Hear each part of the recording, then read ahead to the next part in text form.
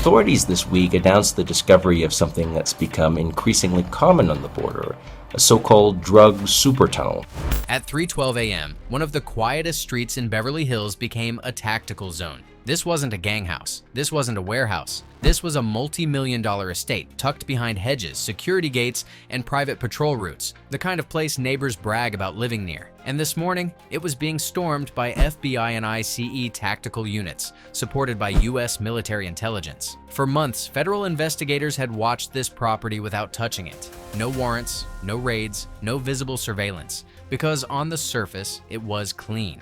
The owner paid taxes early, hosted charity events, employed a private legal team and a full security staff. Nothing about the estate triggered suspicion, except what was happening underground. At 2:47 a.m., ICE analysts reviewing border seizure data noticed a pattern that didn't fit cartel behavior. Shipments were moving fast, in bulk, with almost no losses, and none of the usual violence. The drugs weren't crossing borders the hard way. They were already inside. When analysts mapped the final distribution points backward, the routes converged on a single anomaly in Los Angeles County, a residential address that appeared repeatedly in logistics metadata tied to shell companies and freight intermediaries. A mansion. At 3:01 a.m., thermal imaging confirmed it. Beneath the estate's rear courtyard, heat signatures traced a long, narrow void extending under the property and beyond the perimeter wall. A tunnel, not a short one, not a panic room.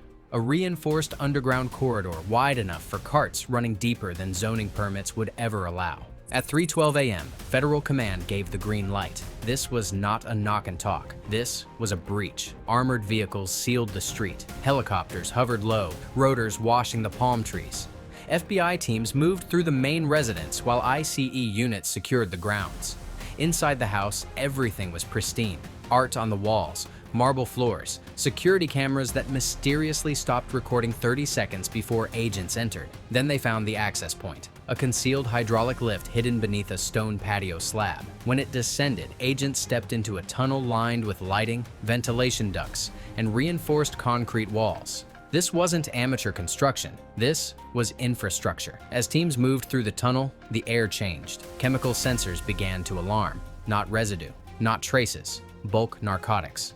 At 3:26 a.m., agents reached the first underground chamber, then the second, then the third. Stacked floor to ceiling were sealed packages, heat-wrapped bricks, labeled, weighed, cataloged, cocaine, methamphetamine, synthetic opioids. By the time the final count was relayed to command, even seasoned agents paused. $640 million in drugs, hidden beneath one of the most exclusive neighborhoods in America. And the tunnel didn't stop there, because as agents pushed farther, they realized the corridor extended beyond the estate itself, branching outward toward the city. This wasn't storage, it was a distribution artery, and the people responsible were about to learn that hiding beneath privilege doesn't protect you when the ground itself gives you away.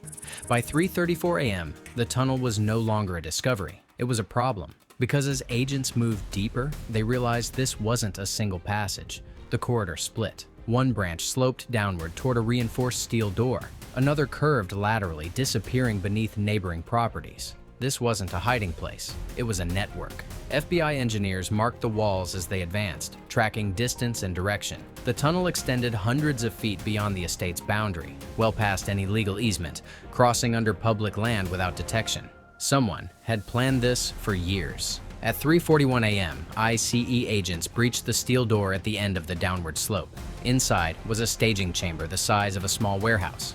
Industrial shelving lined the walls. Pallets sat stacked and wrapped. A motorized cart idled in the corner, still warm. Whatever had moved through here had done so recently. Chemical sensors spiked again. More product. At 3:49 a.m., Federal Command ordered a full lockdown of the surrounding area. Utilities were quietly shut off. Cellular repeaters were overridden. The estate and everything beneath it was sealed from the outside world. Inside the main residence, agents began detaining occupants. A private security supervisor was taken first, caught attempting to access a panic room phone that no longer had a signal. 2 domestic staff members were escorted out next, confused, shaken, claiming they never went outside at night. Then agents reached the master wing. The homeowner was awake, calm, dressed. He didn't ask why federal agents were in his house. He asked how far they'd gone underground. That question told investigators everything they needed to know. At 4:02 a.m., he was placed in handcuffs and read his rights while agents escorted him past artwork, fountains, and a courtyard, hiding a tunnel that had fed narcotics into the city for years. Down below, the tunnel kept giving up secrets. A secondary chamber contained ledgers disguised as construction plans, measurements, load limits, delivery schedules, all written in technical shorthand. This wasn't a criminal scrawl. It was professional. Another room held encrypted radios, burner phones, and access cards linked to commercial parking structures miles away. The tunnel didn't just move drugs, it moved people. At 4:18 a.m., K9 units alerted on a false wall near the chamber's far end.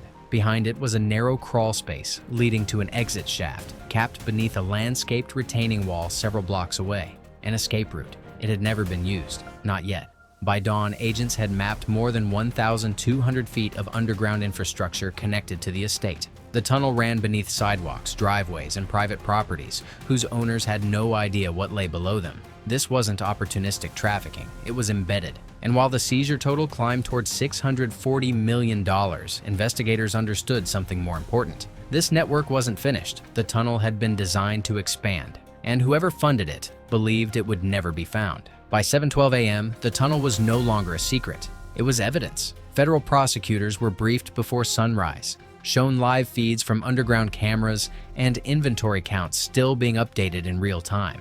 The decision came quickly. This was no longer a local case. It was federal. At 8:03 a.m., sealed warrants were executed across Los Angeles County. Not knock and talks, coordinated arrests, the kind that happen when investigators already know the answers. A logistics contractor was detained at a private storage facility near downtown, caught standing next to a pallet of identical wrapping material found in the tunnel. A construction engineer was arrested at his office, blueprints still open on his desk matching the underground layout exactly. A real estate intermediary was pulled over on the 405, his trunk containing burner phones linked to encrypted radios recovered below the mansion.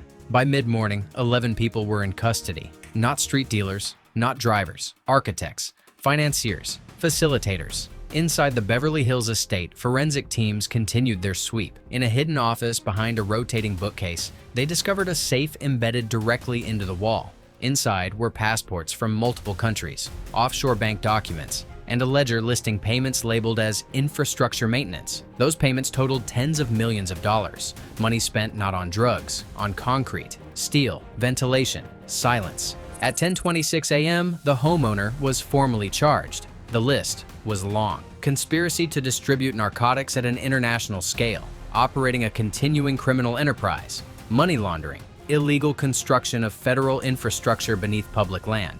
Each charge carried mandatory minimums. Combined, they added up to life. The judge denied bail without hesitation. By early afternoon, the scope of the operation became public through court filings, not press conferences. Reporters picked up fragments. A tunnel, Beverly Hills, hundreds of millions in drugs. What they didn't see were the sealed exhibits, maps showing the tunnel branching toward multiple exit points that were never completed, plans for additional chambers, notes referencing Phase 2 and Phase 3. This network had been growing. It had simply been interrupted. At 4:17 p.m., federal agents escorted the primary defendant into a detention facility designed for high-risk inmates. No cameras, no statements, just a door closing behind him. That night, prosecutors confirmed that the drugs seized beneath the estate would not be redistributed, rerouted, or auctioned. They would be destroyed following evidentiary review. $640 million erased from circulation. But the most important consequence wasn't the money. It was the collapse of trust. Construction and facilitation roles tied directly to the tunnel's expansion. No one walked. No one was spared. The court ordered the immediate seizure of all assets connected to the operation. The mansion itself, offshore accounts, shell companies, vehicles, art collections, everything. Within weeks, the estate was placed under federal forfeiture. Contractors arrived not to renovate but to destroy. The tunnel entrances were filled with reinforced concrete. Ventilation shafts collapsed. The underground network was rendered permanently unusable. It would never reopen. But the fallout didn't stop there. Federal agencies quietly expanded their review of luxury properties across Southern California. Ground-penetrating radar was deployed in places no one expected. Zoning records were re-examined. Construction permits reopened. Several anomalies were flagged. Some were innocent. others weren't. No announcements followed, just inspections, just warrants, just doors opening where no one thought there were doors. Inside criminal circles, the impact was immediate. Smuggling routes that once relied on underground infrastructure were abandoned. Prices fluctuated wildly. Entire networks dissolved, unwilling to risk another exposure beneath residential streets. The lesson was clear. Hiding underground no longer meant hiding at all. As for the tunnel beneath Beverly Hills, it became something else entirely. A reference case, training material, a reminder that even the most carefully concealed operations leave a footprint. Heat, air, concrete, movement, and that privilege doesn't insulate you when the foundation cracks. $640 million in drugs never reach the streets. 11 people will spend the rest of their lives in prison. And one of the most exclusive neighborhoods in America learned that what lies beneath can be far more dangerous than what's on the surface. In the months after the tunnel was sealed, the case didn't fade. It multiplied. Federal task forces quietly reopened files that had gone cold years earlier. Tips once dismissed as improbable were re-examined. Luxury properties long assumed untouchable were scanned for the same signatures that exposed the Beverly Hills estate. Heat, where there shouldn't be heat. Airflow, where there shouldn't be air. Construction records that didn't align with what sat above ground. Several investigations led nowhere. A few did not. Warrants were executed without headlines. Properties were searched without sirens. In some cases, nothing was found. In others, access points were uncovered and sealed before the public ever knew they existed. The tunnel case became a blueprint, not for criminals, but for enforcement. Inside federal briefings, it was referred to as the moment underground smuggling stopped being clever and started being reckless. The belief that wealth and location guaranteed safety collapsed overnight because the lesson was unavoidable. If a tunnel could be built beneath one of the most surveilled neighborhoods in the country and still be found, then nowhere was immune. The people sentenced in the case will never see their homes again. Their assets are gone. Their names erased from the circles that once protected them. The estate itself now sits empty, stripped of prestige, its value permanently tied to what was hidden beneath it. As for the drugs, they no longer exist, destroyed under federal supervision. Logged, eliminated, $640 million that will never poison another city. And that is the part most people miss. This wasn't just about a tunnel. It wasn't just about money. It was about the moment a system built on secrecy, privilege, and confidence realized it could still be reached. No explosions, no spectacle, just methodical pressure and irreversible consequences. If you want more investigations like this, the ones that don't stop at exposure, the ones that end with real prison sentences and permanent shutdowns, subscribe now. Because the next case didn't start in a tunnel. It started somewhere even higher above ground.